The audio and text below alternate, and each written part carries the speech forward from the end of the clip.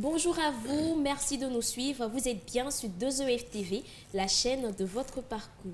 Aujourd'hui, nous recevons sur notre plateau Monsieur Henri Hoppe, qui est président fondateur de l'ONG Cœur d'Espoir Canada.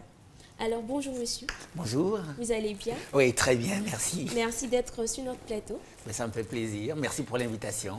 Alors, vous allez nous présenter juste de manière brève votre ONG.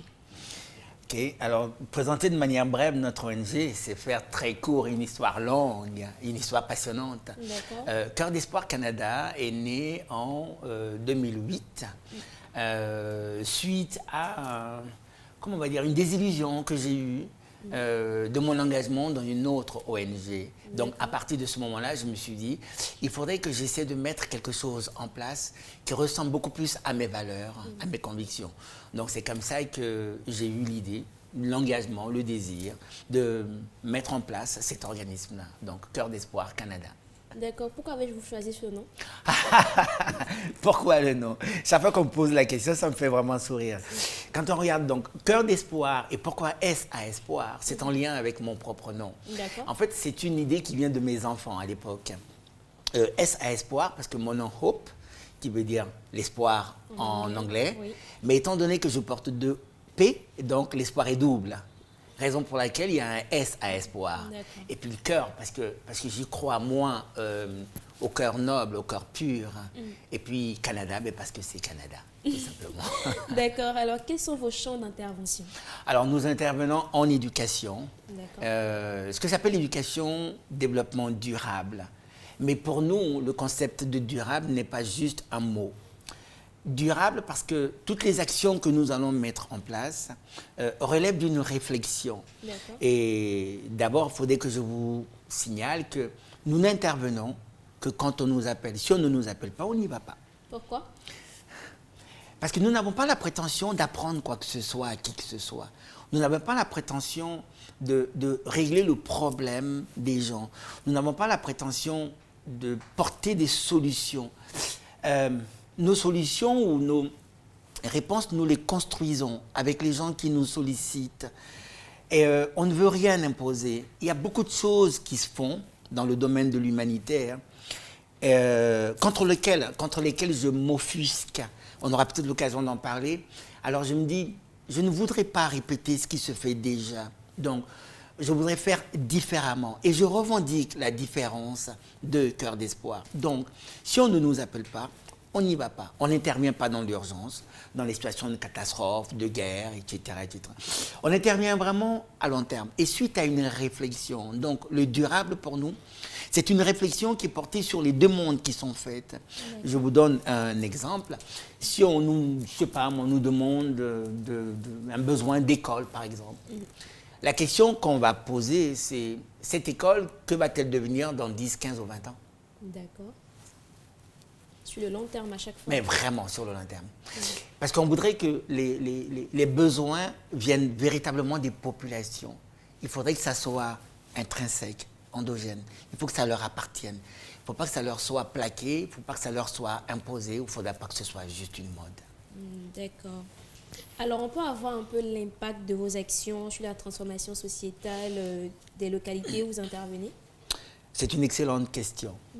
Je ne fais pas, moi qui suis universitaire, je ne fais pas d'une évaluation méthodologique, scientifique. Je me refuse. Je suis dans une relation humaine, dans un échange d'individu à individu, de personne à personne. On est dans les émotions, on est dans le ressenti, on est dans le vécu. Je veux dire que oui, il y a un véritable impact. Partout où on passe, où on est passé, les populations en demandent encore et encore. Et c'est moi qui réduis encore et encore. Parce que plus on en fait et plus on demande. Et plus ça demande de la logistique, ça demande de l'organisation. Oui, il y a un véritable impact parce que les populations nous le disent, parce qu'on nous demande. Même à l'étranger. Pour l'instant, je me suis cantonné à la Côte d'Ivoire parce que je me suis dit les premières années, nous allons exercer en Côte d'Ivoire, on va répondre aux besoins qui viennent de Côte d'Ivoire. Mais dans plusieurs pays d'Afrique et même d'ailleurs, on est sollicité. D'accord. Vous avez une vocation plutôt humanitaire. Oui. Et comment s'établit la collaboration avec les localités partenaires? Alors, comme je vous l'ai dit, ça fonctionne beaucoup de bouche à oreille. D'accord. Les gens entendent parler de nous, ou ils vont voir sur Internet. On a déjà reçu des messages, des gens qui ont sur le net tapé organisme humanitaire ou je ne sais pas quoi d'autre, et puis qui tombent sur nous.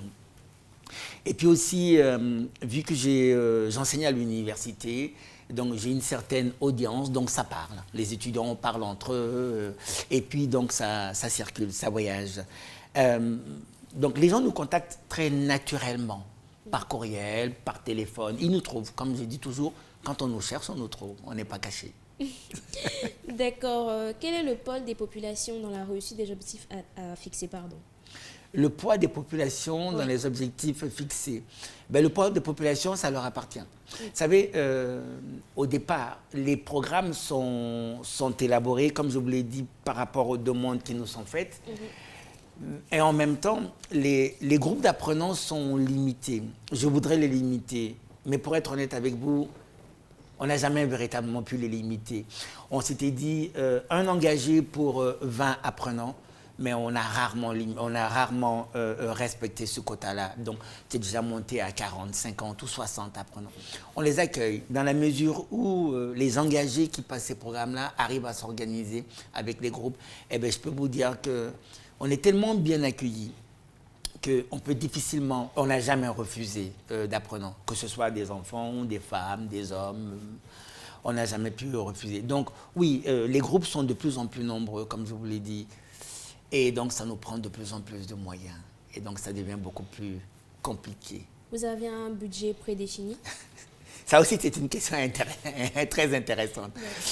Notre modèle d'action n'a pas de budget de base. C'est très surprenant parce que, pourquoi je fais la différence entre les engagés et des bénévoles? Parce que les personnes avec lesquelles je vais en mission, ce sont des gens qui payent leur billet d'avion, leur vaccin, leur visa. Les visas, j'essaie de négocier avec les pays, etc., mais ils payent. Et ils payent le matériel. Donc, tout ce qui leur incombe au Canada est à leur charge. Par contre, quand on arrive sur le territoire en Côte d'Ivoire, dans les localités, ce sont les localités qui nous prennent en charge. Donc, c'est vraiment un partenariat qui est très équilibré. Les localités ont leur part à faire, nous, on a la nôtre. Et en plus de ce qu'apportent comme matériel les engagés pour les différents programmes, moi, tout au long de l'année, je fais une récupération de matériel que je stocke et puis je fais venir des conteneurs. Et tout ça, on le fait simplement parce qu'on se dit qu'il faut faire quelque chose. Quel genre de matériel? Du matériel scolaire. Beaucoup de matériel scolaire. Parfois des vêtements, des jeux, des jouets. Oui, mais beaucoup de matériel scolaire. Là, dernièrement, on vient de faire un don à la localité à une localité, pour ne pas citer. Donc, voilà. Mais de toute façon, les gens le trouveront en allant sur Internet. Ils verront. Et puis, il y a aussi donc, du matériel qui va venir. On fait venir des conteneurs de matériel pour faciliter la scolarisation des enfants. D'accord, on peut avoir un petit aperçu de vos actions déjà menées? Ah oui. Nous intervenons en Côte d'Ivoire depuis 2016, officiellement et ouvertement. Parce que j'ai déjà mené des actions dans d'autres pays et en Côte d'Ivoire aussi auparavant. Mais j'ai envie de dire que l'année une pour nous, c'est 2016. Où là, je suis venu avec un grand groupe d'engagés dans différentes localités. Je pense une dizaine ou une douzaine de localités. Donc, on est à peu près une trentaine dans les différents programmes qu'on avait mis en place. Programmes de femmes, d'enfants, d'alphabétisation, d'enseignement. Donc, 2 programmes d'enseignement, dont un enseignement spécialisé, donc l'orthopédagogie, et puis un enseignement généralisé. D'accord. Comment fait-on pour accéder à votre ONG? Comment adhérer? Comment adhérer? Disons qu'il n'y a pas véritablement d'adhésion. Il y a des sympathisants. D'accord. Tous ceux qui, comment dire, on est tous membres de Cœur d'Espoir. Dès l'instant où on s'engage, on veut apporter son aide. On n'a pas une carte de membre. Par contre, ceux qui viennent en mission sont des engagés. Il y a une charte qu'ils signent. De par nos statuts, en venant en mission avec nous, c'est comme si on devenait membre de Cœur d'Espoir. Donc, on représente Cœur d'Espoir. On porte la parole de Cœur d'Espoir. Donc, il y a quand même une certaine éthique et déontologie à respecter pour les engagés. Mais autrement, quiconque nous apporte son aide, peut se considérer comme étant membre de Cœur d'Espoir. D'accord. Alors, quelles sont vos ambitions pour la Côte d'Ivoire? J'allais dire mes ambitions simplement pour Cœur d'Espoir, c'est que tous les enfants, que ce soit en Côte d'Ivoire ou partout sur la planète, puissent aller à l'école, manger à leur faim, puissent avoir le moyen d'apprendre. Ces ambitions-là ne sont pas que pour la Côte d'Ivoire. Mais pour l'instant, nous sommes en Côte d'Ivoire. C'est vrai que nous souhaitons, nous sollicitons une aide beaucoup plus conséquente, beaucoup plus prononcée des autorités ivoiriennes pour qu'on puisse poursuivre nos actions. Une aide plus engagée, oui. Cela, pas que ça nous aiderait nous, mais ça nous permettrait de pouvoir aider un peu plus les populations locales. Parce que comme je vous ai dit, oui, effectivement, il paraît, je dis bien il paraît, qu'on fait beaucoup de choses avec pas grand-chose. Alors imaginez si on avait quelques soutiens matériels, techniques, localement, je pense que beaucoup plus de populations seraient plus heureuses. D'accord, alors qu'est-ce qu'on peut retenir? Ce qu'on peut retenir de Cœur d'Espoir, oui, c'est que Cœur d'Espoir est une organisation qui est différente, pour laquelle le développement durable est un engagement humain. Quand on donne, on donne. On ne donne pas avec la main gauche pour récupérer de la main droite. Je donne, tout simplement. Et même sans attendre qu'on me dise merci. Je donne parce que j'ai été sollicité, parce que nous avons des accointances, parce que nous avons les mêmes valeurs, parce qu'on s'entend. Donc, je fais ce qu'il y a à faire et puis je passe mon chemin au prochain, au suivant.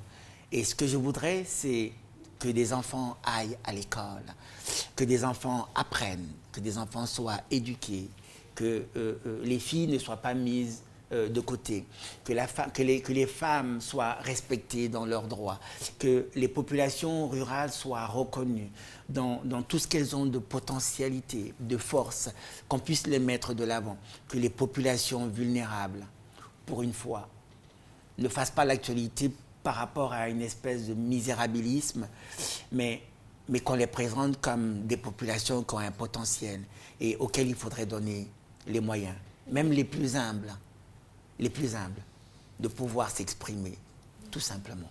D'accord. Alors, Monsieur Henri Hope, je vais vous dire merci. Merci à vous. Merci d'être passé sur notre plateau. Oui. Notre interview est terminée. Merci. Merci beaucoup. D'accord. Alors, à vous, très chers téléspectateurs de 2OF TV, restez connectés sur notre site www.2oftv.com. Au revoir. Au revoir.